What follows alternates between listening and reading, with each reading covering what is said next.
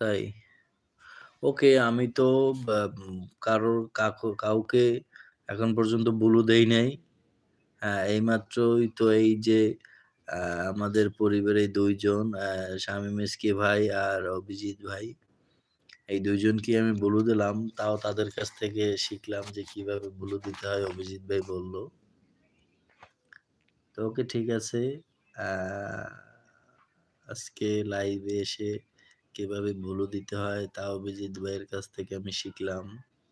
তো কাকে দিতে হবে, কাকে দিতে হবে না বা লাইভ থেকে চলে গেলে ব্লু থাকবে আবার নতুন করে দিতে হবে বা মাঝে, মাঝে দিয়ে আ